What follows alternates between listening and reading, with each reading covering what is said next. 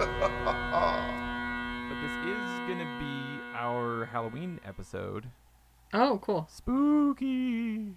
I was trying to think of things like Halloweeny things we could talk about that would have to do with bagpipes, and there are some stories about like a haunted castle and stuff like that. Maybe we'll look into stuff like that in the future. Oh, yeah, of course. But Rachel was helping me. Rachel reads a lot, and so she was helping me find there was a Sherlock Holmes story that had to do with bagpipes. But then this one, she mentioned this one, the Nancy Drew and the clue of the whistling bagpipes, and I was like, that's one that like I've heard of, like since I was a kid, being bagpiping. I was like, it's about time I read that. It's let's figure out what is going on with this book, because you see the cover as like a meme all the time, right? Right. Yeah. Yeah. But you, Diana, well, actually, before I ask you about Nancy Drew stuff, I'm curious. Do you have any cool stuff going on for Halloween? Do you and the kids do anything every year, or is it different every year? Or is it not a big deal around your house, or is it a super big deal? It's kind of not a big deal around my house. Yeah. I like cute Halloween things and not like the gross Halloween things. Yeah. I might be a wimp. I don't know. I'm just not into it. But last year, because of COVID and stuff, we did a stay-home Halloween. Well, we had dinner with my parents, I believe. So we did like the carrots with the radish on the end, so it looks like fingernails. Oh, of course. And then apple slices, and you put a little peanut butter on the slice, and you put marshmallows on and another slice, so it looks like lips and teeth. Oh, yes. So I like doing fun food things like that, but not gross, cute things. Right. So fun food things are my thing.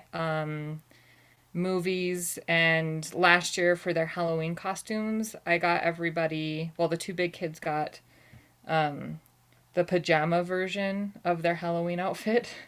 So Michael... Oh, that's smart. Yeah, Michael got the skeleton pajamas, like onesie zip-up thing. Because then they just wear it for pajamas the rest of the year, and it gets more use than just the one day. Yeah. And then Eliana's was Stitch from Lilo and Stitch. Mm-hmm. And then Viola did get a costume. She was Batgirl. Oh, awesome. Batgirl. Yeah, because she actually did dress up for a thing during the day. So I was Batman, I think 9 times as a child. Nice. Definitely my favorite. Why I wonder if this is accurate, Diana, but I feel like you surely are a person who will have seen The Ghost and Mr. Chicken. Am I wrong about that? No, I haven't. No? What was the actor's name who played Barney Fife on the Andy Griffith Show? Oh, yeah, Don Knotts. Yeah, Don Knotts. Yeah. It's a Don Knotts movie. It's hilarious. It's and I think you would probably love it. This is me based off my assumption because I know that like you're the reason that I know the movie The Court Jester, for example. Like I know that these sort of like these hilarious, campy older movies are kind of a thing that you would know about. And so, yeah, let me suggest that one. Actually, you know what? Wait just a sec. It is funny. But if I'm honest, Diana, when I was a kid, there were some parts of it that did scare the snot right out of me. like there's an organ that plays itself and like a painting that has like gardening shears stuck in it at one point and stuff. So I don't know. Maybe it actually is scary. It's Don Knotts though, so it's also funny. So I don't know. Oh, okay. I recommend it and also kind of give you a caveat at the same time. Okay. There were a few shows like that though. I remember when I was a kid, I also my uncle brought home Watcher in the Woods, which it was like Disney produced that, and so it was like, oh, it's probably safe. And that movie messed me up for a long time. Oh no. Did you ever see that one? I haven't seen that one either. No. Yeah, that one was scary. That and something. Well, anyway, we don't have to talk about scary movies. Happy Halloween, everybody! If you like scary movies, go watch some. But what we're going to talk about today is are mysteries. Is that still Halloween-y? I guess now I'm kind of like, it's a mystery. Is it scary? I don't know. There's a chapter called like The Phantom Piper. It's Halloween-y enough. Yeah. It'll do. What other excuse do we have really to do a dive into a Nancy Drew book on a bagpiping podcast, right? Right. So you're familiar with Nancy Drew other than this book though, right? Yes. Because I remember you mentioning that, in fact, you were one of the very first, maybe the very first interview. It was you or Heidi, and then the other was the other one that when I first started the podcast. And I remember you mentioning that you liked like mystery novels and also like police, like crime-solving TV shows and stuff like that. Correct. So, have you read all the Nancy Drew books? No, but Close, probably. They're a lot. No, I started reading them when I was like 9 or 10, I think. And it was like the thing that hooked me on like compulsively reading forever. And so my mom was really nice and just let me go with it. And we would go, so like in the summer, in middle school, we'd go to the library once a week, and I would check out like 8 or 10 Nancy Drew books and read them within like 3 days. Like, Wow. it was crazy. I would just have stacks. I'm like, do they come bigger? You need like just like a giant tome anthology of all the Nancy Drew books. Yes, that would be fantastic. So I do have my own small collection of Nancy Drew books here at the house. Yeah. They're my like, when my brain is too full, but I really want to read a book, then I'll just read one of those. Sure. Like enjoyable, but you don't have to like work to understand it kind of thing. Like right, yeah. It can be a calming experience. Yeah, they got me through school a lot. Yeah, makes sense. Do you have any favorites that stand out? If you're like, if you're somebody like me, the only Nancy Drew book I've ever read now is The Clue of the Whistling Bagpipes. So if someone like me comes to you and says, "Hey, I want to start reading some Nancy Drew books. What are some good ones? Where should I start?" Ooh, I don't think I have any one favorite one, but I do have like, the ones that I read very first that made me fall in love with Nancy Drew. Yeah. That I like just hold dearly just because they are the first ones that I read. Mm-hmm. So there's like the Larkspur Lane and I can't remember the clock. Oh, I've seen the cover of the clock one. Yeah. She's like in the middle of a field with this little clock, right? Yeah. And then there's like I can't remember if it's 99 Steps or the Staircase or something like that. I guess I should remember that's the problem with reading, 10 of them in 4 days. Right, you don't really it all blends together. They kind of blend together. No, yeah, I like them a lot. It's funny, my wife has mentioned that before when we've talked about reading, because I'm so envious of people like you and her who can read. Like, I like reading, but I don't read super fast in spite of trying to. And it's not just like, words per minute. I have a decent speed when it comes to words per minute, though certainly nothing impressive. But like, it's like I fall asleep really easily and things like that, so like I never get very far. Yeah. And so like Rachel will say to me like I'll remember a line or a part of a book and be like, oh yeah, I remember when this happened, and she'll be like, I don't know how you can remember such detail, like I can't remember that kind of detail from the books that I've read. And I'm like, look, the honest truth is you've read more than 10 times the number of books that I've read in my life. It's just a question of quantity. I've only read 4 books, so I can remember all of them, and she's read hundreds of books, and so she can't remember all of them, Yeah. Well, I you mentioning those few titles reminded me of a game that I was aware of years and years ago, where people would take Nancy Drew books, just the images from the front, and then you would try to guess what the title and plot of the book was, just based off the picture on the front. That sounds like a fun game. I would play that game. Yeah, and in my memory, it was just like an internet game, but like I do wonder, like, would this be marketable? Could you make it like a deck of cards, right, where you just like lay them out, you get dealt 3 of them, and then it could be like one of those. What was that game that you and Kevin and Heather and Rachel and I played? That game where it was like you got like the elements for like a news headline or for a story, and you had to give like a synopsis for what that story was, and then somebody would judge to say this was the best one, Oh, right, yeah, like how plausible it would be. Right, yeah. I don't remember the name of that game, but it could be similar to that one. Yeah. All right, on. So now the book at hand, Nancy Drew and the Clue of the Whistling Bagpipes. Had you read this one before? Yeah, I read this one as a kid. Probably before I actually learned how to play the bagpipes. But then I didn't read it again until like a year ago. My daughter got it from the library. Oh, yeah. Yeah. Did this book either inspire you to play bagpipes or set you up with some unrealistic expectations for what it would be like to play bagpipes? No, but the Nancy Drew series set me up for unrealistic expectations of what like an 18-year-old does. That makes a lot of sense. In real life. I like as a Or at least in my household. as like a mid 30-year-old man, right? Mid 30s guy here who had never read Nancy Drew before. That was some of the most entertaining stuff to me, was just reading about like getting these hints at what her life is like and just being like, holy moly, what Right. a great life. Yeah, so I'm reading these as like a 10-year-old, and I'm like, I cannot wait to be 18, not in school, have a convertible, Right, that be powder able blue to go and convertible. do things with girlfriends all the time, not have to Travel tell the world. anyone where I'm going. Not to mention get a boyfriend like Ned Nickerson. That boy sounds like a dreamboat. Oh yeah, the boyfriend that's in college, Yeah, right? that's right. She doesn't go to college. She doesn't have to deal with classes or a schedule or anything. Yeah, well, I mean, but why would she, right? 'Cause Right. What decade were these coming out? Do you know? We can look. Whatever it was like it was definitely like Well, they women came could out be typists at the time or something like that. for right, sure, yeah. right? When they first came out, yeah. And then they like keep Do they kind of modernize as they go along? yeah, they like keep modernizing it a Oh, little I bit see. and keep updating her. So she never grows older. But they do modernize it a little bit more and more and more each see. time.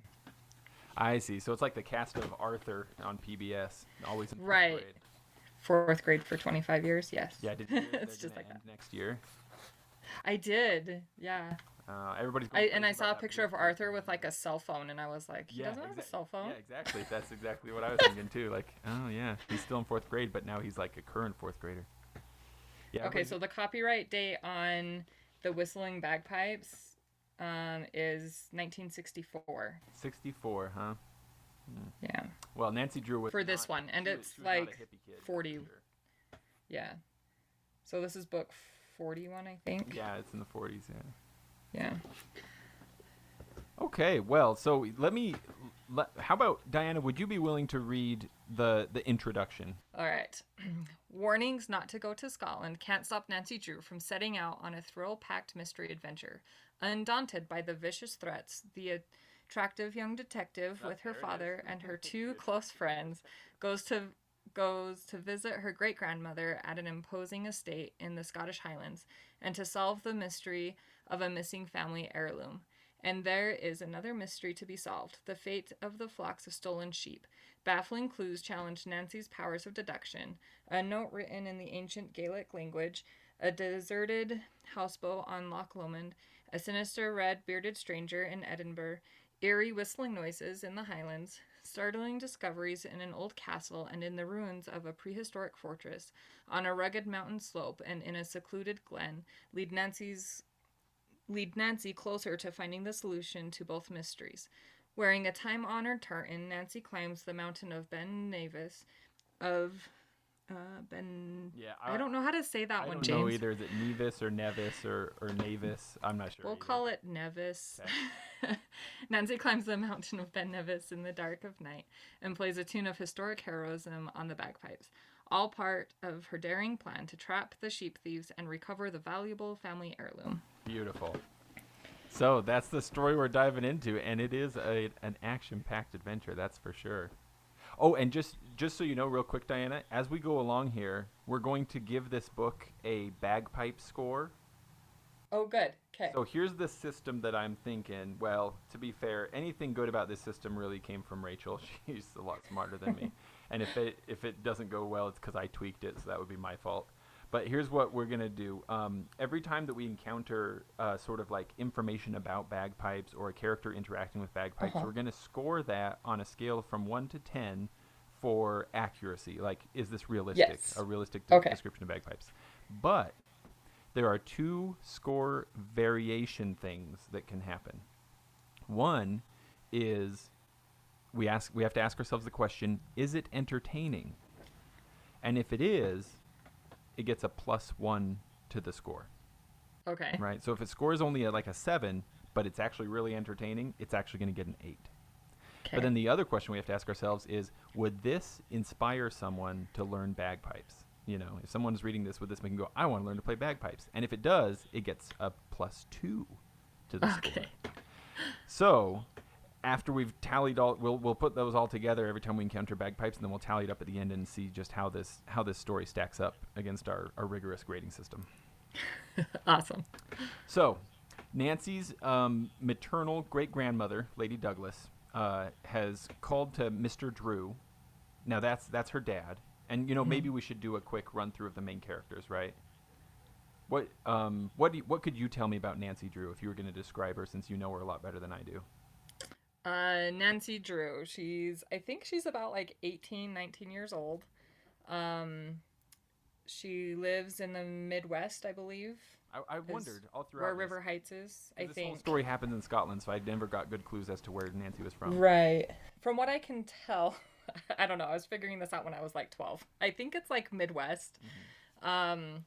And she's always beautiful. Her introduction in all of the books is just like in your introduction, the attractive young detective. Right. One of my favorite lines was at the beginning of the story, the maid says, or the maid thinks to herself, that describes the maid as thinking, she was proud of the slender, attractive, Titian-haired girl whose penchant for solving mysteries had brought the family fame and respect. Yes. Yeah. Yep. So she's a strawberry blonde girl, has a good education, comes from money. Her dad's a lawyer. She has her own car. She's quite smart. She figures out all of these mysteries, and she's well known in her own like hometown for the work that she does. But she's also like, they've given her good qualities. Like, she's a really good friend, very like an honorable character type of thing. Someone you want to grow up to be like, right? Right. Yeah. Yes. And so then, and you mentioned her dad. That's Mr. Drew. He's a lawyer. Yes. I do have this description from this book where it introduces both him and Ned Nickerson. It says, Ned Nickerson stood there, a wide grin on his handsome face. Nancy thought that next to her good-looking athletic father, this special friend of hers was the nicest man she knew. He stood high in his classes at Emerson College, played football, and recently had been sent on a special assignment to South America in connection with his courses. And later, Ned also offers to drive them to the airport, so he's quite the boyfriend. So there we get an intro for Mr. Drew as well as Ned Nickerson. Yes. The boyfriend that the dad apparently really likes, too. Yes, well, it sounds like they're cut from the same mold, so they get along great. Yeah. Yes. So Mr. Drew is the dad. He's a lawyer. And he's pretty, like, I guess, I don't know, pretty hands-off as far as a dad goes. I don't know. I definitely got that vibe from this book. Yeah, it's like, oh, this guy was trying to kill us down the Royal Mile, Dad, but tomorrow we're going to go see this castle all by ourselves. Yeah, you should do that. Rent a car. Go have fun. Right? Yes. Yeah. So, very, very lenient father figure, I feel like. I don't know. I'm 33 and my dad doesn't let me, like, go camping by myself with my kids. 33 with your own kids, right? And your own house, yeah. And your own truck and trailer. Yes. So we'll go camping and I'll be like, oh, I want to go explore down there. And no matter what my dad is doing, he always comes with us. Yeah. It's great. was he a highway patrolman or a different yes. policeman? So yeah, I'm sure he has like many decades of learned vigilance that is just built in at this point. Yes. Yep. Yeah. So there's the dad, there's Nancy, her boyfriend Ned.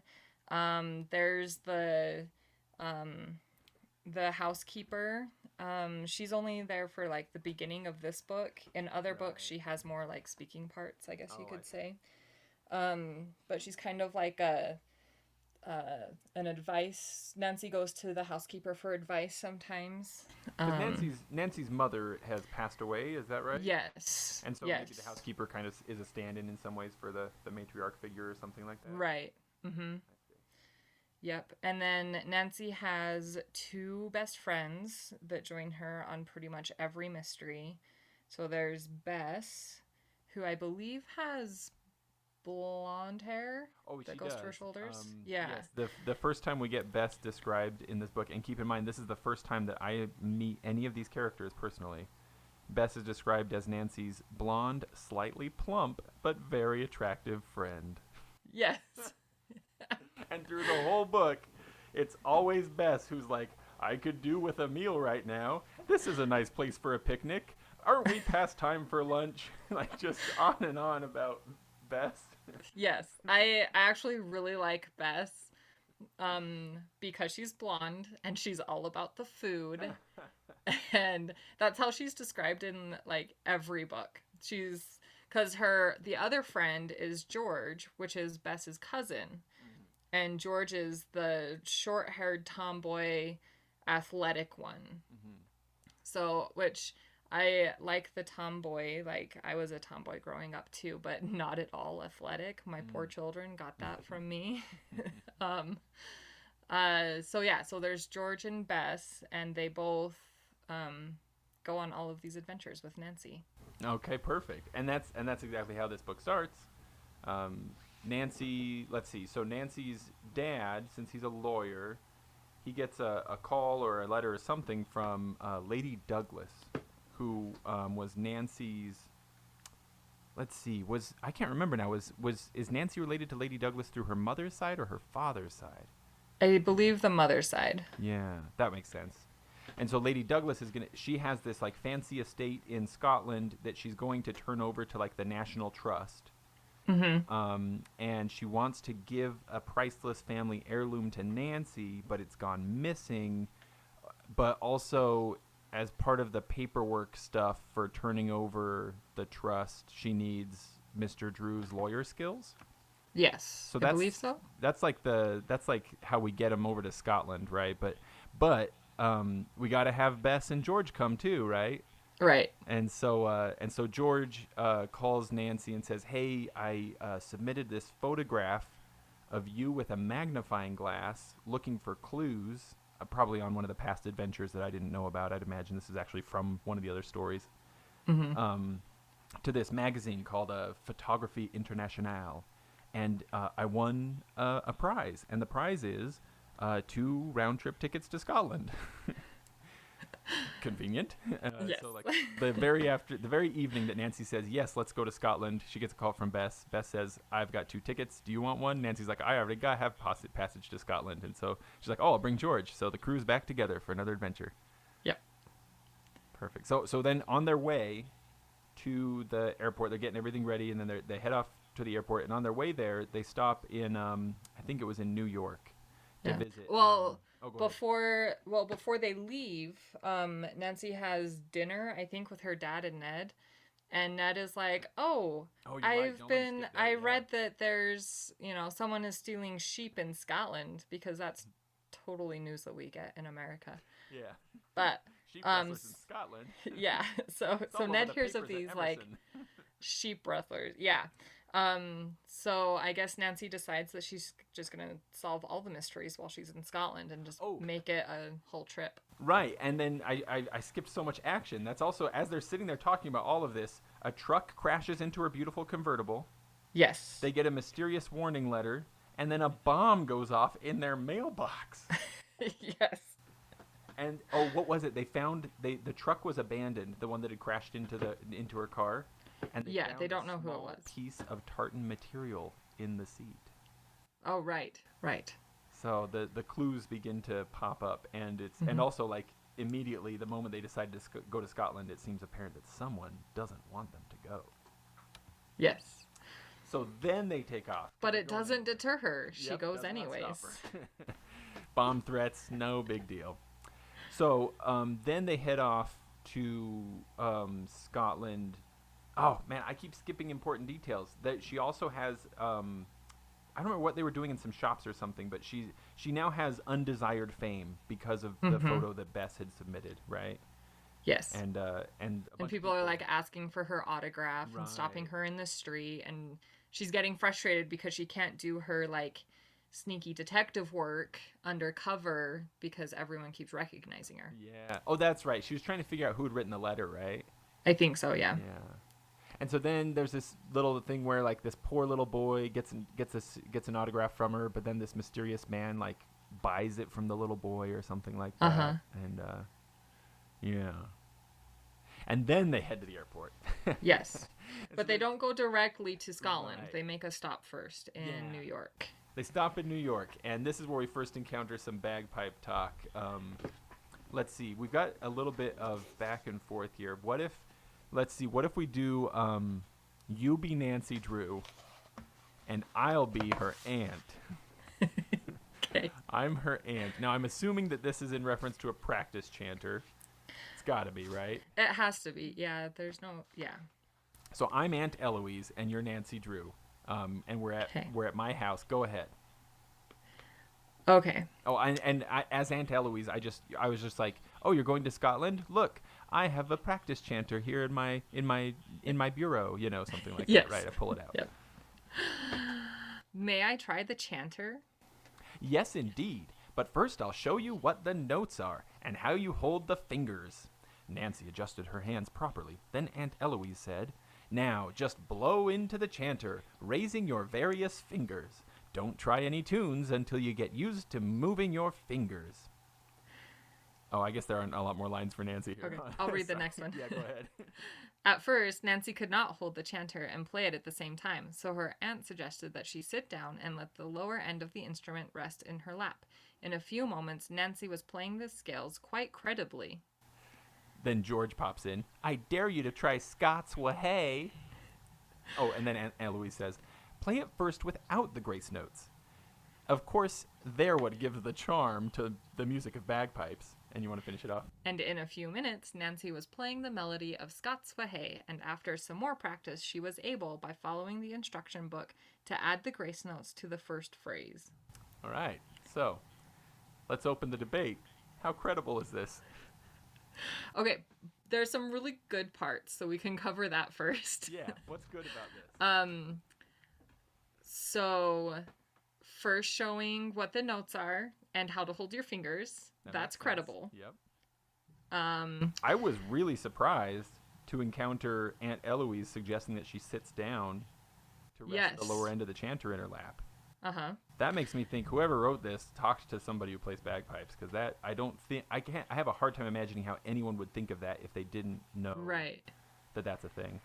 Right. And then when Aunt Eloise says, don't try any tunes until you get used to moving your fingers, that's also credible. I tell my students that, don't try playing Star Wars until you actually know what the notes are, or it won't sound good. Yeah. So that's also good. And when Nancy, because Nancy at first can't hold the chanter at the same time and play, so sitting down, and then Aunt Eloise also says, play it first without the grace notes, and then you can add it later because that's what is unique about bagpipe music. That's also very credible. It's also credible that Scots Wahey would be the first tune that she would play. Mm-hmm. That's pretty common as well. Yeah, absolutely. So, I mean, there's actually a lot in here that I don't think is just intuitive. So I do think somebody was doing some research. I think so, yeah. And I liked the fact that they had an instruction book that they were following. Yeah. So my teacher brain was very glad to see that there was some actual instruction. Did you immediately start trying to imagine which instruction book it is? Oh, I pictured the old one, the old plaid one that I learned out of. Yep, that's exactly what I imagined too. Maybe just because of the age, right? It couldn't have been the College of Piping purple book. No, that one's too new. Yeah. So I pictured the old bagpipe instructional books that are 20 pages long, and it's you can play bagpipes now after 20 pages. Yeah, go for it. Yeah. So and then that's where we come to this where she's in one sitting and can play Scots Wahey with grace notes in the first phrase. Pretty darn good. Now, and honestly, as I was reading this, Diana, I was kind of okay, that's impossible. But then, as it kind of bounced around in my brain for a minute, I thought, I better ask Diana about it, because honestly, I begin to think maybe the typical rules don't apply to Nancy Drew. In the same way that, are we reading a superhero novel, to some degree? Right. So, could Peter Parker do something that nobody else could, And so, is that kind of the situation here? Is it Nancy, blowing everyone's mind, she's the only person in the world who could do this, could play Scots Wahey in one sitting? Probably. I mean, if you include all of her I mean, she's 18. She travels all over the world by herself or with her girlfriends. Things happen to her, and she shoves caution to the wind. And Well, her we're on both. father, We're like book 41. She's not dead yet, right? So right? she's Yeah. pretty good at something. Yeah, she's been kidnapped at least 40 times that we know of so far, Right. right? So, At least one per book. So at least. yeah. Yeah, so I mean, as far as Nancy is, she's not really bad at anything that I've come across so Yeah. far. So, yes, picking up the bagpipes, I wasn't really surprised to see that she could play Scots-Wahey. So should we take Nancy's superhuman abilities into consideration when we decide whether or not this is overall credible, or should we treat this like, is this credible for a normal human? Let's do for a normal human. Okay. Like if they were to read this and be like, oh, this would be something I want to try. No, you probably won't be playing Scots-Wahey in your first sitting. Unless, okay, I will give it to you if you are already doing a large amount of music and you already know like music theory, you already know the basics of a couple of instruments. Maybe especially if it's like saxophone or clarinet or something. Right. That's independent finger, dexterous stuff. Yeah, Dexter. Yeah. So, yeah, like if I were to give the band teacher a chanter and which I did actually last week. I was like, here's a chanter. This is where your fingers go. He was playing a scale within like 20 minutes accurately, right?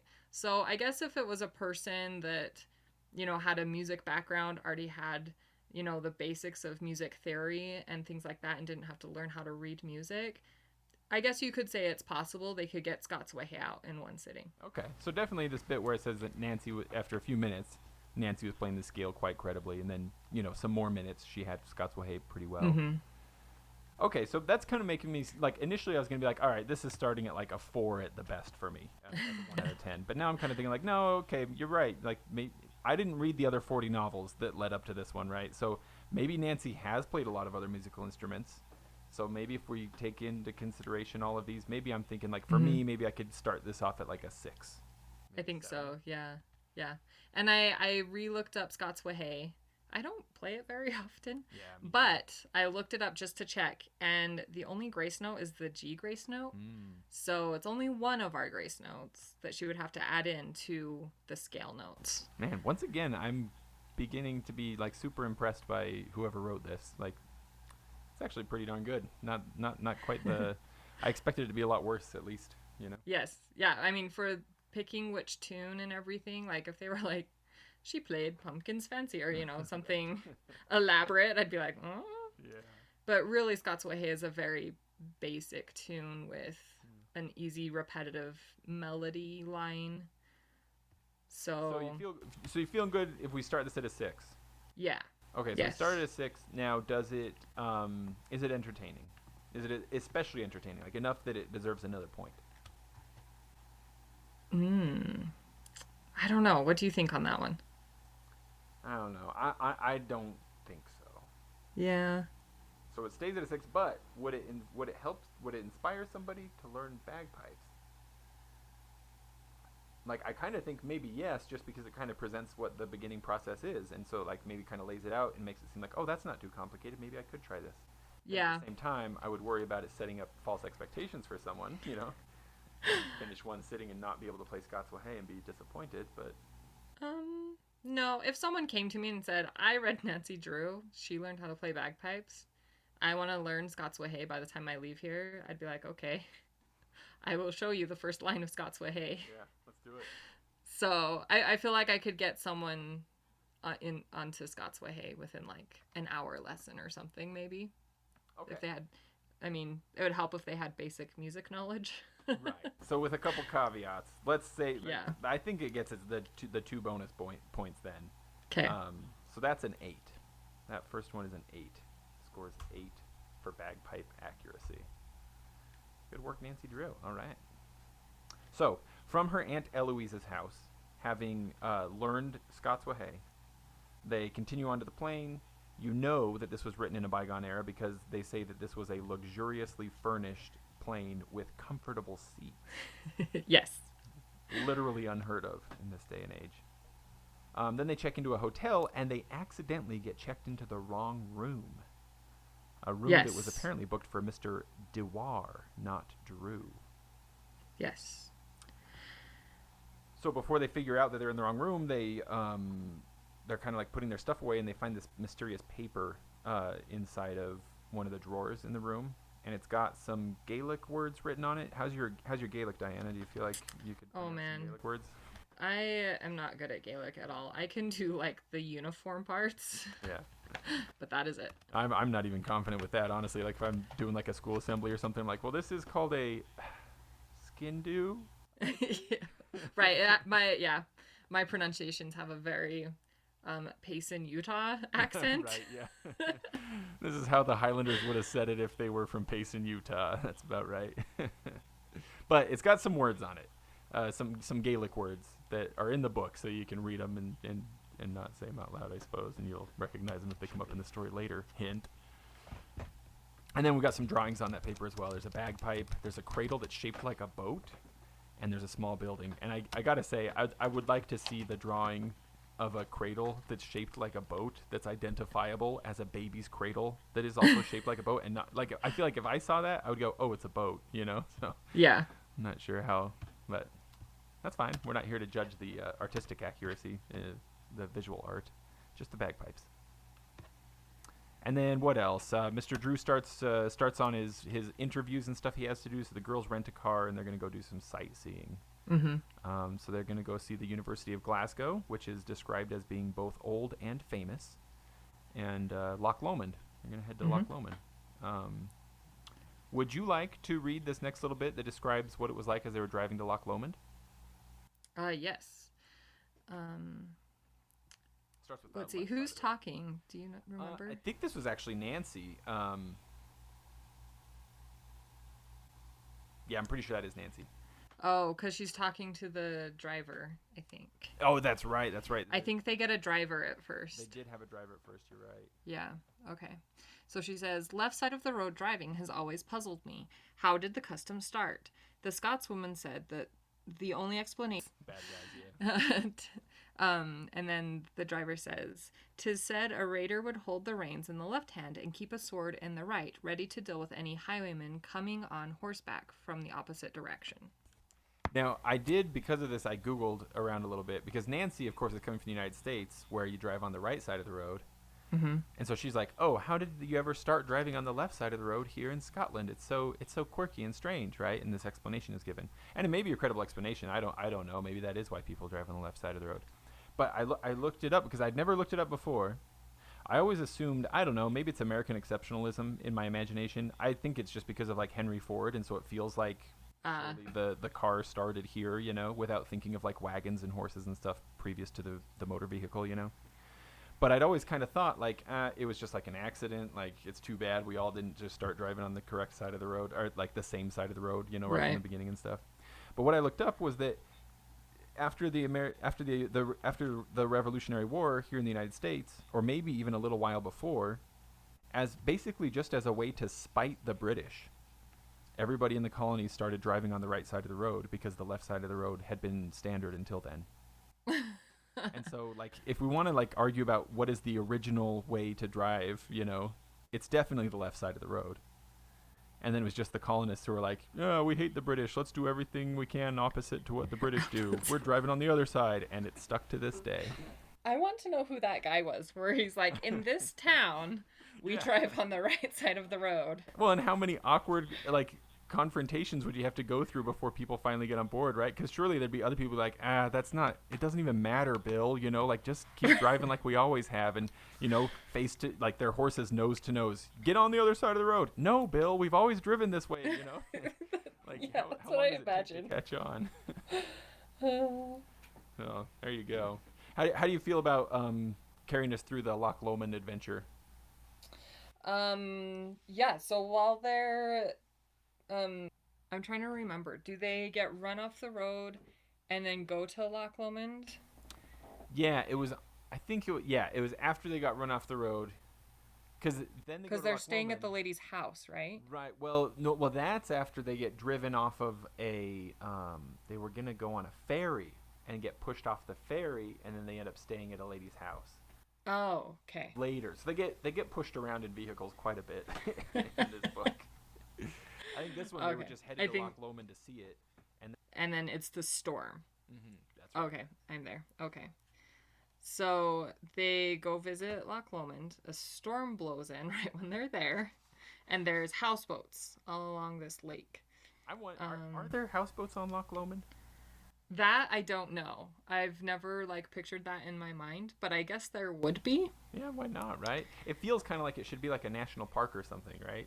Right, yeah. That I think in my mind I picture it more like a national park and not really like people live there. Yeah, right. Which is it's probably more true that people live there Yeah.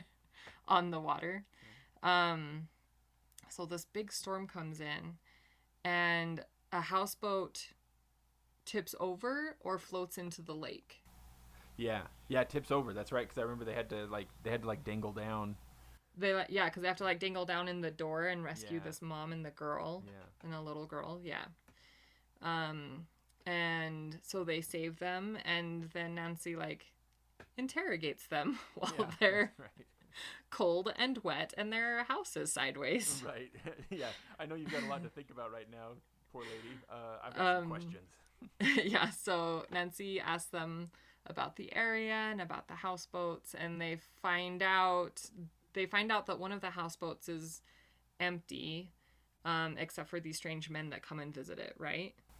That's right. Yeah. And I can't remember. They come and go only at night, and maybe move boxes. Suspicious stuff. Yeah. And then does someone recognize her here from her photograph in the newspaper? I think so. People are recognizing her everywhere. In fact, I can't remember now. Does the mom even recognize her? After they rescue her, she's soaking wet, the storm is raging all around them, and she's like, "You're the girl who I saw on the cover of Photography National." I think so. Which is funny because I never recognize anyone. Yeah. You can be driving down the road and I just will not see who is driving the car. I just don't recognize people quickly at all. It's just Nancy Drew was that remarkably attractive that everybody would recognize her. Right, yes. So then, so they get the mom and the daughter squared away. They get them some help and everything, and then Nancy and her two friends go to the hotel. Right, and Bess especially is soaked because if I remember right, she's so clumsy as well as really loving food that she falls over a lot and she fell into the water. Right. I think so. Yeah. They're all wet, but Bess is especially uncomfortable. And then they get back to the hotel, and this is one of the parts that I don't know. I think we should probably score this one. As Nancy's walking past the hotel room that they had previously been incorrectly assigned, she says that she hears someone inside playing the bagpipes. Yes, this part. Do you want to know how many times I played my bagpipes in a hotel room? Tell me. None. I don't think I ever have. If you ever did, how well do you think it would... how long could you possibly be playing Scots Whay in your hotel room on the bagpipes before you'd have a lot of people telling you to stop? Right. In Scotland. Right. Oh, man. So I think right off the bat, I'm giving that a credibility score of 2.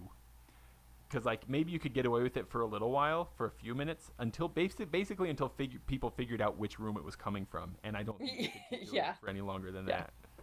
I've played my practice chanter in a hotel room, so if it were a smaller, because when you say bagpipes, I think of Great Highland bagpipes, right? And so I think if it that's were fair. I don't think small pipes enter into this story. I think we can just assume GHBs. Yeah, already. The picture on the front of the book is Great Highland bagpipes. Yeah. So I'm assuming it's Great Highland bagpipes. Yeah. So I agree too. Assumption. So I'm giving that a credibility score of 2 on my part. What do you think? You want to go higher? Agree. Or we'll just average it. I agree with 2. Yeah. Okay. And I don't think it's even worth the conversation as to whether that's particularly entertaining or inspires anyone to play. Although I like the idea. Oh, can we spoil the ending? Oh yeah, let's spoil it. I like the idea that the bad guy is practicing his bagpipes. Right. Of all the other things he could be doing. Right, this terrible villain who is also a very studious student of the bagpipes, right? Very committed to his practice. I have to play the tune right. I have to get it right or they won't know what they're supposed to do. Even villains do. Even sheep thieves keep up with their dojo university 100-day challenge, right? Yes, Don't yes. let a single day go by. No excuses. So if this encounter has any good things, the guy was practicing. Okay, so that's fair. You know what? I will give it that. I'm gonna give it a bonus point. I'm gonna call that a 3 then, because it's a great example that you're never too busy to practice your bagpipes. Even if you're stealing sheep and running teenage girls off the road in their cars and all kinds of other shenanigans. Yep. So then Nancy and her friends are talking about what they should do the next day, and they decide, Nancy's like, I'd like to go see a bagpipe factory and see how they're made. Yes. She's like, I think if I saw how they're made, maybe I'll be able to play better. Which, Okay, we did so good until like the very last of that sentence. So that's what I would like to know, Diana. Do you feel like understanding how bagpipes work makes you play better? Ooh. No. Like, Not really. I feel like maybe eventually, like after you've been learning, right? After you've been learning for a while, then like learning more about how the reeds work makes it so you can work on the reeds more, that kind of thing, right? Yeah, But like if you're knowing Nancy, who's had one session, right? Yeah, but like you've been playing bagpipes for 20 20 years? Yeah, about 20 years. Yeah. But like how bagpipes are made, like they're turned on a lathe, Right. right? That's right. You Like make how a much good do you point. really know about how they're made? That's a very good point. I was when I said that I was thinking. I guess I really was, to be more accurate. I was thinking more like how they function. But that's not what Right. Nancy is saying. She's saying how they're made. Right. Yeah, It's a she's very like good at a factory of like where they turn the wood, they cut it in small pieces. They get the bags, they stamp the hole in the bag. Like I didn't know any of that the first lots of years that I played You bagpipes. could go a long time not knowing that and still play pretty well. That's Yeah. definitely true. Now, I did wonder. I was like, bagpipe factory. I was like, wait. Like I feel like when I think of a bagpipe maker, it's definitely a workshop situation. Oh, okay. Couple of Yeah. legs, that kind of thing. So I did Google around a little bit, and I was just like, are there bagpipe factories? And I was a bit surprised, but then thought about it and it made sense. One of the first things that came up when I searched bagpipe factory was McCallum's website, and I was like, yeah, they churn out Okay. a lot of Yes. units. Yes. And So they when I actually read that have- now, that's what I pictured was the McCallum factory that I've right. only seen pictures of. But as far as like Nancy going to visit a bagpipe factory, that is on my bucket list in real life. So that one gets points, Yeah. but not like I'm not like I need to go see a bagpipe factory so I can play better. Although I'm going to say that from now on. Yeah. I have to. I have to go to the McCallum bagpipe factory so that I can play my bagpipes better. So what do you say we give this piece of accuracy is 2 too low? No, 2 is good. Visiting a bagpipe factory.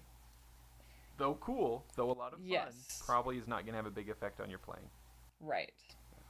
Okay, I think that's fair. Now, McCallum does, when I was looking for it, they do have now, I think it was in 2020, they did a video tour of their factory. Uh-huh. That's up on their website now. That was a lot of fun to watch if anybody wants to check that out. Yes. It was pretty cool. Okay, now, next little bit. They make it to the business district in Glasgow. They're going to the bagpipe factory. And is it especially cruel or especially fun to ask you to read this next part? I'm not sure, but would you be willing to read this next part that is titled on our notes, Boys Only? Yes. This one, can we do negative on the points? In this case, yes, I think we can. Okay. There's a couple reasons. So let me read it first. The heart of Glasgow's business district, where the factory was located. It manufactured not only bagpipes, but the proper costumes for men to wear while marching and playing. The visitors were astounded to learn that every tartan used by any Scottish clan could be purchased here. Girls rarely play bagpipes, said the factory guide who was taking them around. Instead, they get all decked out in their blouses and plaid skirts to do our native dances. Where could I purchase a girl's outfit? Nancy asked. The man gave her the name of a shop in the city. Nancy turned to her father. I'd love to have a Douglas tartan, she said. Mr. Drew grinned. We'll get you a costume right after we leave here. Take a moment to just breathe. And then... Yeah, like this makes me gag and get hives. Like it was going so well. Maybe we start with the lower hanging fruit, the less triggering bit. The use of the word costume. Okay, thank you. Yes. Like 4 times in that one little section. It's not a costume. You ever encounter that when like people are hiring you for a gig? They ask you if you're gonna come in your costume. Yeah. I promptly tell them I only have my uniform and it will be cleaned and polished and look nice. You're looking for you want me to show up dressed as Dracula or an inflatable T-Rex? What are you thinking costume? Yeah, I've said that to somebody. They walked up to me and they're like, I like your costume. I'm like, I didn't dress in my clown costume. And they were like, what? And I'm like, this is my uniform. Uniform is different. Excuse me. I also love that any place that is any fabric mill that's actually like making tartan fabric will sell men's kilts, but not like there's no clothing for women here. They have to give her the contact info for a different shop. Apparently, we only wear blouses. Yeah. And plaid skirts. Dances. And then, of course, here's the big one, right? Girls rarely play bagpipes. Yes. Now, was this It's true that like, there are less girls Yeah. than boys that play bagpipes. But I wouldn't say rarely. Do you know, Diana, I have been curious about this, how unique it might be, or maybe not unique. Maybe it gets less unique as time goes on. But it seems to me like as far as I know, I don't know about right this minute, but Garden Valley has, at times, had more women in it than men. Yes, we have. Like, definitely, like, in leadership on our board and stuff like that, there's almost always been more girls than boys. But and even, like, I zoom out a little bit, and it seems to me like there are a lot of female pipers in Utah. Is that... Am I perceiving incorrectly? Or is that unique to Utah? Or is that just becoming more the case as time goes on, you know? I think it's more the case as time goes on. Yeah. I think here... I don't know, though, because, like, right now, when I go... Like, the people who do come because of COVID and things like that, I think there's, like, 3 girls out of the whole group, and we have, like, 20 people there. So, right now, there are less girls that are there. Is that because men tend to be more reckless and stupid, or maybe just because women end up having to, you know, be home with their children to some degree or something like that? I think that's what it started out as. I think it was like I think it was a male role to play the bagpipes for a long time. There's definitely the military tradition, right? Very male-centric. Right, yeah. So definitely in military. But now I wouldn't say girls rarely play pipes. And even like when this book was written, I don't even think I would say it then. Yeah. Oh, that's interesting. I of course, like, I am exactly what people are looking for when they hire, you know, if they have these ideas in mind, like, I'm a white guy with facial hair who plays the bagpipes, you know, like, so I fit the bill pretty easily. So, but I have encountered it before where people have called me for a gig, and I feel bad, Diana, because they might have been talking about you, because we live so close to each other, and they have said to me, and it surprised me too, that it was a woman who said this to me, and she said, I was going to call this other piper who I had the phone number for, but she's a girl, and, like, that's not what I want. I want a guy to come and play the back. And I was like, whoa, just going to come right out and say it, you know? Yeah. Like, I feel like I've got That's hints to that degree interesting. before, but I've never had somebody, like, say it really directly like that until that lady said that. It was for a funeral once, and I was like, oh wow. My goodness, well. So you know what, Diana, I think I owe you a gig, so I'll get you one here soon. Okay. Make up for that one. Yeah, I've been mistaken for a boy multiple times in my uniform. And how's that you get mistaken for a boy multiple when times. Wearing a kilt? Yeah. Right. I don't...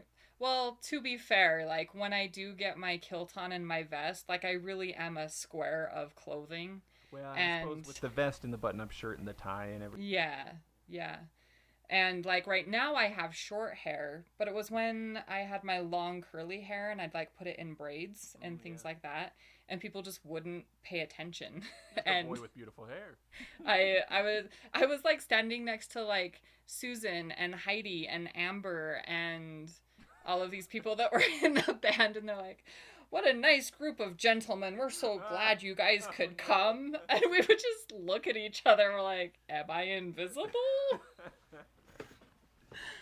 I'm like, between the four of us, one of us should look feminine, right? I don't know. Oh, that's great. Yeah, so, and now, because my students, there's Ruben, who is taller than I am. So there's a couple students who are as tall or taller than I am. And I will get mistaken as a student and as a boy until I have to be very, like, proactive. I'm like, my name is Diana and I'm in charge of this group. And they can get that shock right off the bat out of the way. So, well, it's a funny and weird thing. Well, and maybe that makes it even more impressive that that Nancy Drew was not bothered by the gender norms of the day, and she just decided to go ahead and learn bagpipes. But how many negative points should we give this interaction with bagpipes? Because I don't think there's any chance this is a... Does this inspire people to play? Well, if it does, they're not the people who we want to be joining. Right? They're going to be... yeah, I'm a little disappointed that Nancy doesn't, like, defend I just learned how to play Scots Wha Hey. Yeah. Like... In, like, 10 minutes, so don't try to She tell worked me to super hard on that, man. Yeah. So let's give it, should we give it negative points or just give it a 1? We can,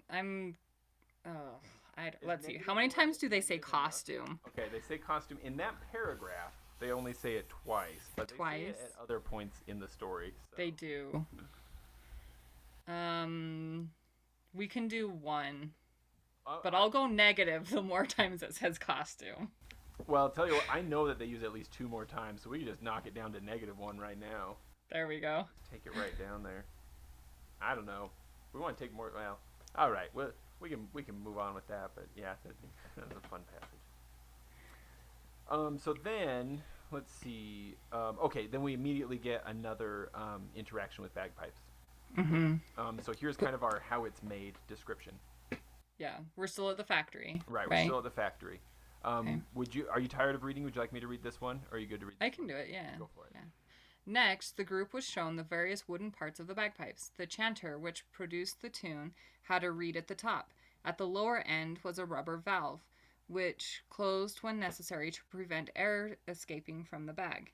Besides the chanter, there were 3 pipes for accompaniment.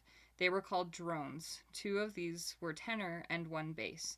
The guide explained, all the pipes are made of hard African blackwood. The ivory that trims the pipes come from India, and the cane for the reeds that go into the pipes are from Spain. All the parts are screwed together. The splitting of the pale yellow reeds proved to be the most interesting part of the tour for Nancy. She learned that the cane was very carefully split partway down to give just the proper sound. A little later, Nancy's group thanked the guide for his informative talk as they left the factory. Bess remarked, "It's all too complicated for me. I'll stick to the piano." And of course, that last one is just another wonderful little stab at, bagpipes are too complicated for women. Also, yeah. It's fun that somehow the piano is less complicated. Right? I'm way better at the bagpipes than I am at the piano. Yeah. So maybe just further pointing out the ridiculousness of the notion. But yeah. What do you think for accuracy in terms of how bagpipes are made and how they go together and stuff? This one does pretty good, I feel like. The rubber valve part is weird. Yeah, it makes you think that like maybe the person writing it thought that the valve, in the blowpipe is like under the reed, maybe. Right. Yeah. Yeah, it's kind of weird because I was like, oh, maybe they were thinking of the practice chanter again, but there's not a valve on the practice chanter, so I'm not really sure.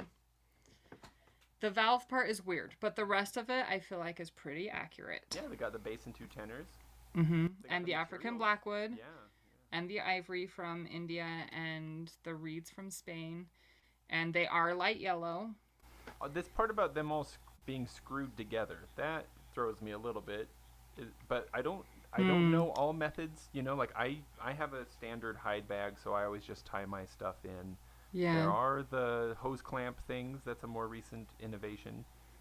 Yeah. Maybe there was a method that had to do with screwing things together. I'm not sure. I think it's more, I took it as the pieces like fit together without any, like a piano really does have like screws that hold the wood pieces together, right? But bagpipes we don't. Like the pieces all fit together. So I don't know if you would how you would describe that. Is it screwed together? Yeah. Like you're not using a screw like a little metal piece, but they I do see. fit together like a screw would. Right. Okay, that makes more sense. Like the drone, the lower section of the drone screws into the stock. Right. I Yeah. see. Okay. Yeah. Yeah. And then the bag is tied on, but all the wood pieces kind of fit together, right? Mhm. Where we don't use any outside pieces to hold it together. Yeah. Oh, I see it now. Yeah, that's So pretty good. that's how I read it. And I was like, oh, Yeah. okay. And then there's not a lot of detail here about reed making. That might Mm-hmm. would it make the book more boring or more interesting? I'm not sure. But what it does say does seem accurate, like you say, pale yellow and Yeah. And I think they're talking about the cane drone reeds, which they would right. have been playing on. I don't think synthetic ones were made when this book was written. Yeah. And so this is very accurate for the cane drone reeds. They are split, they're sliced part way down to give the proper sound. So that part is accurate. Yeah. Oh, beautiful. So this is a pretty good.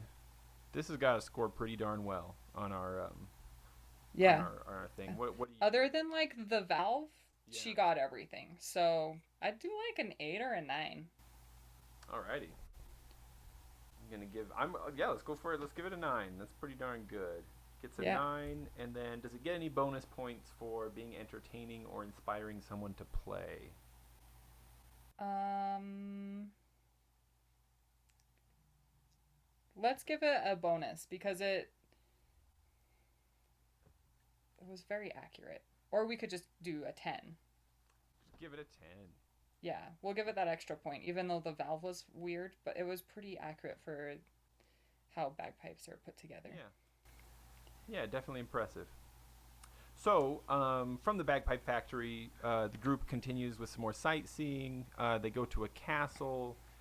There's a scare in the dungeon that turns out to be nothing. They have some tea, and of course, Bess is all about the delicious crumpets and cookies that come with the tea. Yes. And somebody says something about, like, well, we won't have to have dinner tonight. And Bess says something like, don't you even start to think we're not having dinner tonight? Yes. I feel like Bess isn't put in the best light in this particular book, but I really do like her a little bit more than George in Yeah. the other books because she's just so like down to earth and unapologetic of who she is and what she Yes. likes and what she doesn't like. Like she just won't put up with things like if they have to do anything like too overtly athletic, like going on any like dangerous hikes or rock climbing, or she's supposed to be like, no, I'm gonna go and do this, and she finds a way to help Nancy usually like in Yeah. her own comfortable way, and I really do like that about Bess. Which, in all honesty, the impression I'm getting is that, like, Bess is maybe the most realistic character in the whole Kind group. of, yes. Really, like, she's like considering the laws of physics and like the chances of them dying and things like that. Yeah. Whereas Nancy like is apparently invincible, and so she just does what she wants. Yes. So then Nancy gets a phone call with Ned, and actually I wanted to pull the book up because this is maybe my very favorite part of the whole book. Do you have the book with you? Yeah. Oh yes, I do. So it's right at the beginning of chapter 9. Okay. And if you want to read from the beginning of chapter 9 down to, I can tell you when to stop, but it's before Nancy exclaims, "You're simply a genius." Okay, I see. Okay. Which I like that she talks to Ned all of like 4 times in this book, but Ned like helps solve half the mystery. It's amazing. Yeah, he's just hard at work back at home. Enrolled in college and can, Right. yeah, it's amazing. I wish I had that much spare time. Anyways, okay, chapter 9. As Nancy listened eagerly, Ned told her how he had located the writer of warning. Oh, sorry. As Nancy listened eagerly, Ned told her how he had located the writer of the warning note. I studied your tracing of the writing. First, like you, I was sure a woman had written the words. You may remember Professor Webster at Emerson. Along with teaching archaeology, he's a handwriting expert. He and I have had many discussions about how the formation of letters is an indication of one's character. You mean, said Nancy, a bold, vertical handwriting usually belongs to a literary person, and jerky, slanted to the right letters are a sign of nervousness? Exactly. After studying the note you received, I figured it had been written by a somewhat shy, motherly person, probably elderly. From the type of paper used, I deduced she lived in a middle income area of town and might shop locally. So I hounded the markets and kept my eyes open. And you found her that way? Nancy asked. Ned chuckled. Sure did. He had taken a young cousin of his I hope along he's to the chuckling various from, stores. surprise, like he himself is surprised that this worked. Because Yeah. But he says, we stayed near the checkout counter, Ned went on. Whenever an elderly woman came up to the cashier, we'd start talking about bombs and watch her reaction. Finally, in one supermarket, we saw a woman tremble violently and asked her point blank about the note. She admitted putting it in your mailbox. You're simply a genius, Nancy exclaimed. So this thing is called graphology, and it's a real thing, though it's dubious as to whether it's a real thing. Yes. Like I get the impression that it's like a longer time before this book was written. People had a lot of ideas that unfortunately fed into some sort of like racist ideologies about how wide set your eyes were could determine whether or not you're likely to be a criminal, or the size of your skull, or the distance of the bottom of your nose from the nose bridge, all these kinds of things, right? And I get this sense that it's like out of the same kind of tradition that we're getting this idea that the way a person's handwriting looks says a lot about their personality, and you can like deduce all kinds of things about their age and where they're from, but also more importantly, are they likely to be criminals? Are they nervous? Are they are they righteous? Like all kinds of things that you can like, wait a minute. So apparently I liked Ned's into that. this. Yeah, because he like deduced that it was a girl. She lived in the middle income area of town. Right. A motherly person too, right? Isn't that Yeah. Yeah. Yeah. Yep. And so then what he decides to do is hang out at the checkout and talk about bombs. But only when old ladies would come to the stand. And so then the first old lady who reacts to these two college kids talking about bombs at the grocery store, they're like, ha, must have been you. Did you write the note? And she's like, yes, I did. Well, good work, Ned Nickerson. So after this wonderful and enlightening conversation, the girls have a weekend. Then they decide they're going to go see Edinburgh. Do you say Edinburgh? Edinburgh? I think it's Edinburgh. Edinburgh. But I'm also it's another one don't of the pronounce things things well, so I say Edinburgh. This is one of the places, like the name of it, because of the tattoo and everything like that, right? Being in bagpiping, you see this word and hear it so often, but being in Utah, never having traveled to Scotland myself, I say these words and hope I'm getting it close. You know what I mean? Yes. Yep. So they go to the castle, the big castle that's in that big city. And they learn about the Jacobite Rebellion, and they see a portrait of Bonnie Prince Charlie, and they think it's super handsome. And then I think it was Bess who says something about how she's so glad that after kilts and Highland dress had been outlawed for a time, she's so glad that they're not outlawed anymore because men look so picturesque wearing them. Yes. 10 points to Bess. She's absolutely right. Absolutely right. And so then they walk the Royal Mile, the Royal Mile, and they're tailed by this suspicious gentleman with red whiskers. He's I think they've identified it by now, the guy who ran him off the road. And I think this is the guy who bought the autograph from the boy back home too. Right. Yeah. So he keeps popping up. Causing problems. And then we encounter this bit about bagpiping history. I do have it highlighted in the notes, but it's kind of giant. We can probably just kind of do an overview. What was the situation? They went to a museum, I think, right? Was it at the castle, at Edinburgh Castle? I think so, yeah. And I think at this point I think this is where they have a driver, like showing them around to see all of the famous sites. Is this the friend that had joined them? Yeah, I think Fiona's the the driver. Right, but she's like a younger lady, right? So she's like Yeah. becomes pals with Yeah. them and stuff. Mm-hmm. She's from Skye. That's right. She's from the Isle of Skye. And she's telling him about like bagpipes and stuff, and she's like, "Oh, they're from Egypt and from from what does she say? Mm-hmm. She talked about Caesar playing them or something like that. Oh, whatever it is, it's good. Yeah. So, and this encounter with like bagpipe history, I felt like was pretty accurate. Yeah, that's what I Because was they thinking too. do come from the other countries. And Fiona explains, because they're like, well, how come when we think of bagpipes, we only think of Scotland?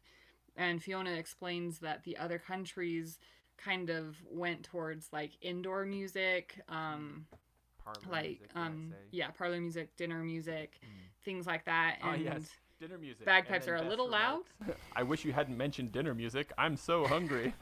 Yeah, yeah. But yeah, bagpipes are loud. You're right. Go on. Yeah, and so she just kind of explains how in Scotland it's they just kept with because it's so connected to, I think she says the athletic. I was thinking of like the Scottish games, Oh, the sure, of athletics course, and yeah. stuff, and like their community things that they have. And the bagpipes were played at, funerals and weddings and outdoor events. And so if you have all of these things and the bagpipes are always played, then they're going to stay more relevant because of the culture. Yeah. They're so ingrained in the culture in Scotland. So, Yeah. So, well, I like personally, I don't know a ton about all of this stuff, but it does seem to me, like you said, I did appreciate that, like the explanation that's given here is sort of like a wider, like saying like, bagpipes came from all these other countries to the east, and there are different kinds of bagpipes and stuff. It seemed like a very, what's the word for it? I guess just like a very like sort of open acknowledgement that like, the Highland pipes are unique, but they're not the only kind of bagpipes in the world. They're not the original kind right. of bagpipes, that kind of stuff, Yeah. Yeah. Oh, and Fiona does tell them that she says, our lusty people loved the martial spirit of the music and the pipes and used it for marching troops. And that's also very true, that they would use it in Right, the military tradition. the military. Yeah. A big part of what preserved it as it is today, I suppose, as well, huh? Yeah. Yeah. I think that was probably maybe even more so than the cultural aspect of it that I learned. It makes a lot of sense. She mentions the McCrimmons as well, being from the Isle of Skye, which maybe that's the next book we review. I started reading this book just recently about the McCrimmons. That's like, well, I should finish reading it before I talk about it, because I don't really know the stories and the legends of like Pembroke being learned, originating with the McCrimmon family and stuff. So I'm like Right. just now learning these stories, so I don't know enough about it to talk about it. But the girls carry on, and they decide they're going to take a ferry across some water, and this red-bearded man shows up again, and once again drives into their car, and this time they go into the water. Yes. And apparently all Scottish people are just like the nicest, sweetest, most ready to help people in the world, because like farmers offer to use a tractor to pull it out so it won't cost them any money to get a tow truck.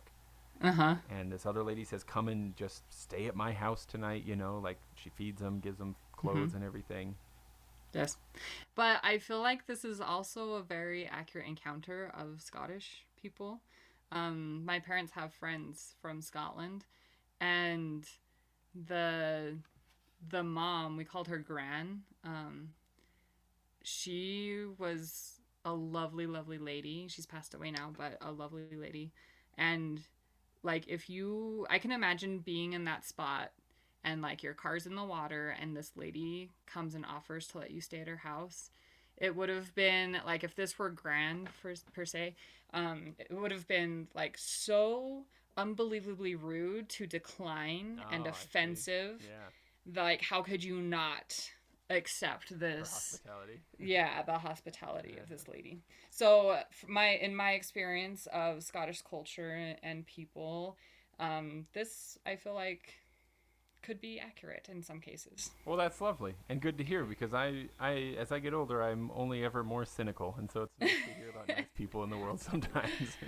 Yes, and if we take into consideration of like when this book was written, that's the good point, even more so, right? Yeah, the idea that people used to be maybe a little more neighborly. And so then we encounter this whistling reed, because Nancy is sleeping at this lady's house, right? They're all dried off and fed, and they're sleeping. They're waiting for their car to be fixed. Right, and she wakes up like at midnight, and she hears bagpipes playing, and it's Scots Wahey. And then she hears this big truck driving by, and she's like, I just heard a baby lamb bleeding in the back of that truck. And then she was going to go and follow the truck or something, right? But we've got some dots are starting to connect with like that mystery that Ned happened to have read about with the sheep rustlers. Right. And hearing Scots Wahey again and everything else, right? And then after the truck has gone by, she hears this weird whistling sound, but she feels sure that it's from bagpipes. And I don't think it actually gives an explanation as to why she's so sure, but she is. Yes.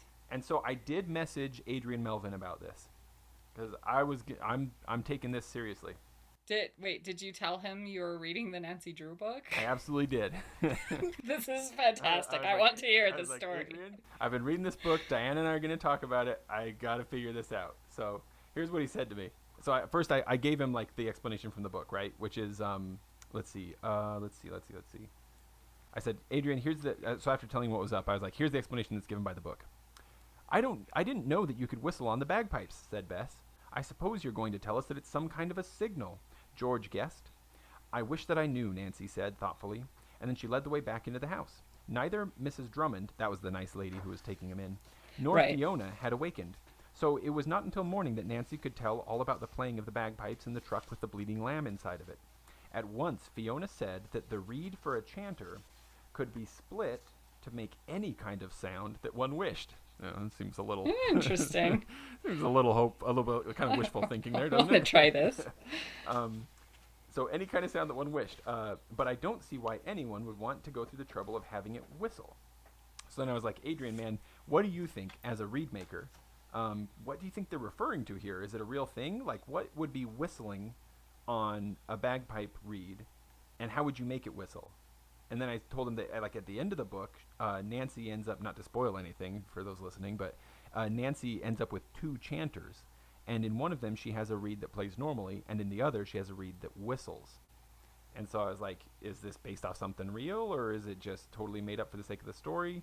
And then I was like, what about, like, singing in the whistle register? You know, like some singers can sing way up there. I was like, is there anything like that? And Adrian, so you were thinking of, like... I was thinking of, like, you know when you put air in your bagpipes and you strike in without your chanter coming through and you can hear like the air going through the reed? Yeah. I was thinking of like that noise of like the crappy reed that doesn't quite play. Right, it's not quite in yet. It's just like kind of going... Yeah. That's what I thought of when she said whistling reed. I'm like, reeds don't whistle. Yeah. But maybe if it's high pitched, that would make more sense. Well, okay. Just because she's hearing it from what we perceive as a long distance, right? That's so I was like, true. It's got to be loud. Yeah. And so Adrian, I don't know if he made up this word or if it's a real word for Scottish folks or in Australia where he spent some time, or if it's just a typo. But his answer was makey up, I would say. Which I think maybe he meant to write made up, but I was like, makey up. Yeah, but I used the word makey up in response because I was like, I like that word. I'm going to go with it. He's like, yeah, made up, I would say. He said, sometimes an old dried up reed with the sides open, if you blow in that, it'll whistle. Like an old dead reed. But if it's like warped enough that the sides open up.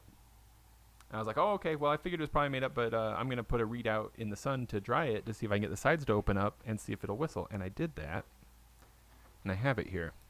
I want to hear. Well, don't get too excited. Here's what it sounds like.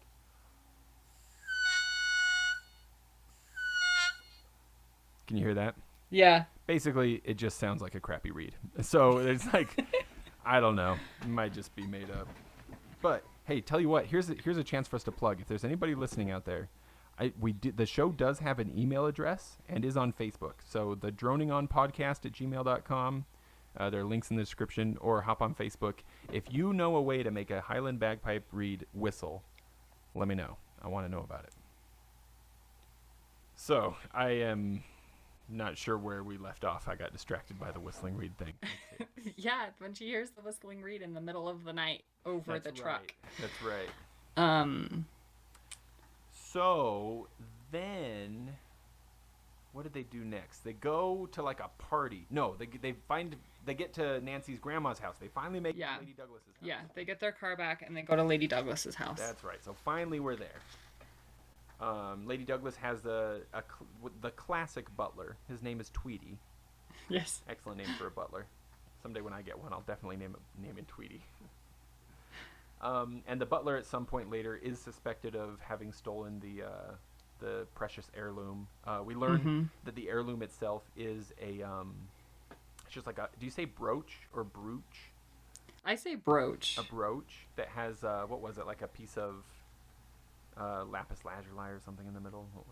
Some precious stone. It was it's a precious stone that was incredibly valuable. Yeah, and so it went missing. She'd like, Lady Douglas was going to give it to Nancy, and so she got it out of its box, and then she thought she'd try it on one more time, and then she went for a walk, and then the next morning it wasn't there, and she doesn't know where it is.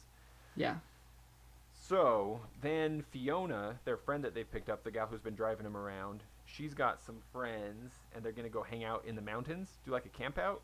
I think so, yeah. And once again, Mr. Drew, being the free-range parent that he is, no big deal. So Nancy and her friends go to hang out with a bunch of Scottish teenagers in the mountains for the night. And during the outing, Nancy hears faint bagpipe music. Yes. And once again, playing the one song that she knows, that she's heard like 3 times so far. Right. Apparently that's the only song they play that trip. Right. This is well, I think it's the only song that ever comes up in the whole story, so. I think so. In the whole of Scotland, that's all they know. Yeah, Scots Wha Hey is the only song that they've got down there, or up there. So she's the only one who hears it, really, and she wants to go kind of like look around and look for clues and stuff. So she gets her friends to go follow her, and then who should show up but the red-bearded man once again. He pushes George down the hill. She falls. They go to help her. They rejoin the group of local kids who are described as Fiona's other attractive Scottish friends. Yes. Sounds fun. Some of them had brought bagpipes themselves as well, so they're doing like this impromptu bagpipe dance concert thing all together in the woods. Sounds like a great time. Then they're trying to sleep, and Nancy hears that whistling reed once again. So then once again, they set off climbing the mountain to go look for clues, and they come across like a small valley that's got a little shepherd's hut in it. Yes. So inside the shepherd's hut, they find a Gaelic dictionary. And all the words that were on that paper that she found at the beginning of the story are underlined in this dictionary. Yes. But what's more, when she picks up the dictionary, beneath it she finds a paper with her own autograph written thereon. Boom, boom, boom. And this is also typical of Nancy Drew and her character. She has no problem with trespassing. Right, she just went right into this cottage. Yes. She's got like a some sort of like license to sleuth. Oh, I'm Nancy Drew. I can go through here. I can go into a locked house. It's fine. So then, I don't know, you tell me, Diana, it seems to me like things kind of wrapped up abruptly at this point. They went back to Lady Douglas's house, talked for a minute, decided, let's go back to the sheep pasture one more time, that little cottage, and look for more clues. They're driving, they run out of gas, they get a service person to come give them more gas, they get to a phone, they call back to Lady Douglas to tell her what's up, and Lady Douglas is like, hey, guess what, the police caught the bad guy, go down to the station and talk to him. Yeah. Like, oh, all right. But I forgot though. No, at this point, Lady Douglas says that the police want to talk to Nancy because there's been somebody writing bad checks in Nancy's name all over Scotland. Oh, right. I forgot about that part. Yeah. Yes. Do you remember going grocery shopping with your parents and they would get the total and then write the total on a check? Yes. To pay for it. I was just thinking about that the other day. I was at the checkout, and that little table thing, yeah, for checkbooks had been removed from our local grocery store. Oh, wow. And I just thought, how long has that little table been sitting there, Yeah. Worn thin from checkbooks. So anyway, I think that immediately the reader, as well as Nancy, draws the conclusion that that autograph that was on the paper, right? Somebody's forging checks. One of the police officers believes her, but another one does not. And so then while the girls are driving to go back and check out that little cottage again, they come across a forest fire. Yes. And they put it out with brooms. That they happen to have in the car. It's apparently a thing. Or no, they find... No, there's like did they find a shed? Yeah. There's a shed with like twig brooms in it. Yeah. And they just like stamp out a forest fire. So then the police pull up behind them, and the one who had been suspicious of her gets out and goes, "Well, I'm sure that no check forger would ever take the time to stop and put out a forest fire." Once a bad guy, always a bad guy. Yeah, that's right. Not a good bone in your body if you write a bad check. Yep. So don't be a forger, and if you ever want to convince the police of your innocence, just find a forest fire, put it out with a broom. to an extra good deed for any non-good deeds that you happen to do. Right. So then they get called in after they'd called Lady Douglas. Somebody's been apprehended. They get to the police station. There's the guy with the red beard. The police have not thought to remove the beard. I guess it was a really good one. They didn't realize it was fake. I guess. And Nancy's like, "Hey, you should take the beard off of him. It's fake." And they do, and she recognizes the person. It's Paul Petrie. Paul Petrie from her old hometown.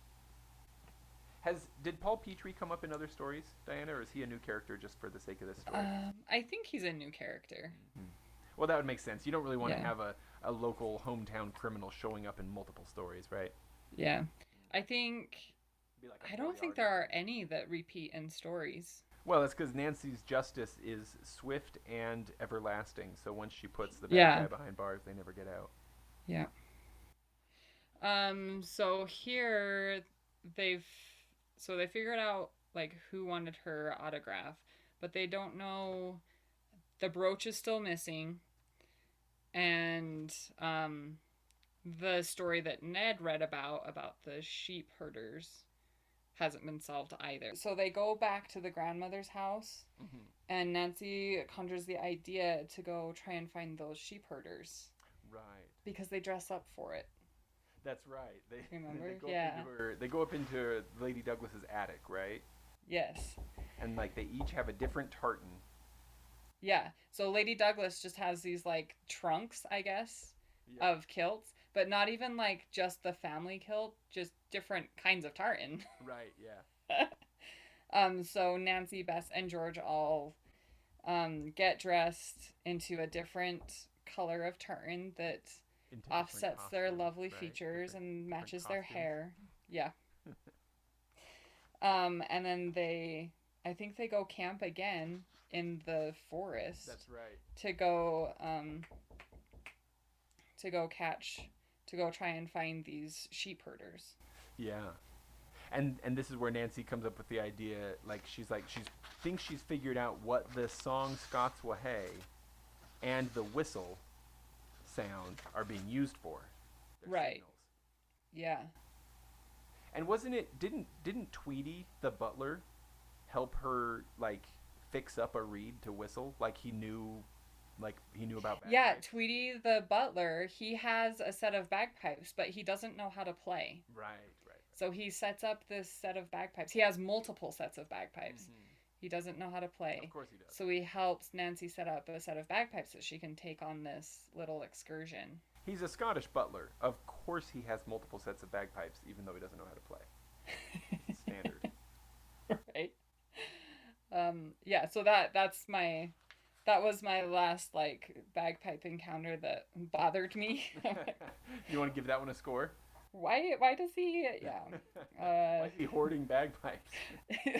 It doesn't bother to learn how to play. Because he's either bought them, and I don't know why he would buy more than one set and not learn, or he inherited them, which is even worse in my opinion, because I think it would be cool to have a set of bagpipes that you've inherited to play on. So this one's like a solid 0, maybe even a negative. 0. Okay, that's another negative one then. And going back, I figured we could probably give, based off what Adrian could tell us about whistling on the bagpipes in the first place, I'm thinking that's like a 4. It's possible, but we sure can't figure out exactly what it is. Yeah. And then the bagpipe history, I thought we could give it a more positive score because at least it's a little bit more wide sweeping, a little more global. So maybe like a 7 there. Yeah, that one's good. And so Tweety's like, hey, we've got these prehistoric ruins over here. Let's go check over there because it might be a place that thieves would hide out. And so they go over there and they check it out. And I think they found like little tufts of wool and stuff like that, like little hints that like might have been going on up there. Yeah. And then, Fiona was like, do you think that the sheep thieves were using this place? And Nancy's like, yeah, I think they were. And I think that they only wanted the wool and the skins. Yeah, well, because I think they find the ruins and then they go back to Lady Douglas's house and they get their kilts and their bagpipes, which is funny because it says they put on kilts here, even though earlier in the book they're like, girls don't wear kilts or play bagpipes. And then here Nancy redeems herself a little bit by dressing everyone in a kilt and getting some bagpipes and figuring that she can probably play Scots Wha Hae on the full set of bagpipes. She can probably handle it. Yeah, and this is the part where she says, as she's getting everything together, she says to Tweety, she says to Lady Douglas, she's like, I'll need a chanter that can produce a whistle. Can you obtain one for me? And Lady Douglas is like, oh, Tweety was once a reed maker in a factory. Yeah. He has several bagpipes, though he can't play. And then she pulls the bell cord and Tweety comes in and he's all for helping out. Yeah, so he helps them get their reed and everything. And the adventures, don't even stop there because the girls go out with their kilts on and their camping gear, and there's even, a bobcat encounter. Oh, I forgot about the bobcat. While they're out. Tree, right? Yeah. And they actually do, points to Nancy, they do get the police to help them for part of it. So they have these, 2 police officers out on this, stakeout with these 3 teenage girls. Right. The police officer's yeah, I trust them. Yeah. So, and they have 2 different groups, so they figure out how to catch these bad guys that are stealing sheep. Right. So Nancy's gonna play Scots Wha Hae, and what is that? That means something like the sheep are ready for you to come pick them up or something like that. Yeah, it has to do with the transporting of the sheep. So Nancy tricks them to go early or something like that so that the policeman can catch them in the act. Yeah, because they were drugging the sheep to put them to sleep and then hauling them right. to the brock to skin them there, I guess. Yeah. To and get so their... So then she plays Scots Wha Hae, signals them, they're coming out, and then the police are like, wait 20 minutes and then do the whistle thing. And so then she swaps out to the whistly chanter. Yeah. Plays the whistle signal. So, and they do find the brooch, but I think it's before this part. Yeah, well, hadn't it been... Well, what was it? They get... Was it Petrie still that they sit down, they're like, all right, we got the whole thing figured out, and they basically tell him how he was doing the crimes. Yeah. And wasn't it his wife who, once they dressed her up, she bore a passing resemblance to Nancy, and so she was the one going around bouncing checks? Yeah, she was bouncing checks, and I think he was also at the great-great-grandmother's house, and he, saw the grandmother wearing this lovely brooch, and he tricked her into dropping it on accident. And then, but then he threw it in the lake or something? He heard the dog barking? I can't remember now. Yeah. He ends up, there was the dog. The dog dies because of the Petrie guy, I think. Right. Yeah. I do appreciate this part where it says, Nancy said that she felt very sorry that Petrie's wife had been dragged into the men's dishonest activities. Which might be true, but it reminds me of the old Adam West Batman show. Yeah. Where, anytime there was a woman villain, it was always, such a tragedy. How could it be that... I mean, I understand men becoming criminals, but for the female form to engage in crime just seems unheard of and unimaginable. Yeah. What is the world unfathomable? Which, I don't know, I don't know, is that a compliment or not? It feels like, it's like an outgrowth of that, what do you call it, that, pedestal version of sexism where it's no, women are so gentle and good because they're not smart enough to be bad or something. Right, yeah. Yeah. Right, yeah.